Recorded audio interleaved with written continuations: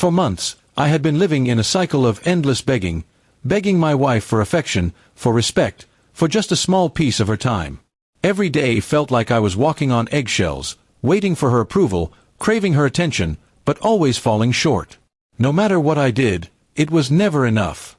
If I worked late, she said I didn't care about her. If I came home early, she complained I wasn't ambitious enough. I tried cooking for her, surprising her with small gifts, taking her out, but she brushed everything aside like it meant nothing. I reached a point where I no longer recognized myself. I wasn't the confident man I used to be. I was drained, exhausted, and desperate. Every argument ended with me apologizing even when I wasn't wrong, just to keep the peace. I thought that was love, sacrificing myself so she could be happy. But in truth, I had become her shadow, existing only to serve her moods. This morning, something inside me snapped. She asked me to iron her clothes before work. Normally, I would jump up and do it immediately, hoping she would at least smile. But this time, I looked at her and simply said nothing. I sat down, drank my tea, and scrolled through my phone. For the first time in years, I ignored her request. She noticed instantly. "Did you hear me?" she asked sharply. I nodded but didn't move. Her eyes widened in surprise. She wasn't used to this version of me, the man who didn't rush to please her. She left the shirt crumpled on the bed and stormed off to the bathroom, slamming the door. I just sipped my tea in silence. Later, she asked me to run an errand for her mother. Usually, I would have gone without hesitation, just to avoid any drama. But I told her calmly, "I'm busy today. You can handle it." The look on her face was priceless, part confusion, part anger, and part fear. It was the first time she realized I wasn't her servant. Throughout the day, she kept testing me with small requests. "Bring me water.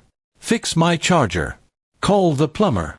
And every time I shook my head or replied, "Not now." My refusal wasn't loud or disrespectful, it was quiet, controlled, and firm. That silence was more powerful than any argument I had ever made. By evening, the energy in the house had shifted. She paced around, clearly uncomfortable, throwing glances at me as though trying to figure out what had changed. Finally, she asked, "What's wrong with you today?" For once, I didn't beg or explain. I looked her straight in the eye and said, "I'm tired of being the only one who tries in this marriage." Her mouth opened as if to argue, but no words came out. She wasn't expecting me to stand my ground. She was used to me begging for her attention, her forgiveness, her love. But today, I gave her nothing. No explanations, no pleading, no desperate attempt to make her feel better. The silence between us grew heavy. She tried to break it by turning on the TV, by fiddling with her phone, by pretending she didn't care. But I could see the uneasiness in her body language. She wasn't used to being ignored. She wasn't used to me putting myself first. When dinner time came, she asked if I was going to cook. I told her I had already eaten outside. Her face fell. For years, I had made sure she always had a hot meal waiting, but tonight I didn't lift a finger. She ended up making something for herself, slamming pans around the kitchen, but I could sense the panic in her movements. That night, as we got into bed, she finally spoke in a softer voice. "You've been distant today. Are you upset with me?" I turned to her and said calmly, "I'm not upset. I'm just done begging. I'm done living like I'm the only one trying." She stared at me like she was seeing a stranger lying beside her. She tried to defend herself, saying she never asked me to beg, that I was overreacting. But I reminded her of every time she dismissed my efforts, every time she took my kindness for granted, every time she made me feel small. The truth was written on her face. She knew I wasn't lying. For once, she didn't have the upper hand.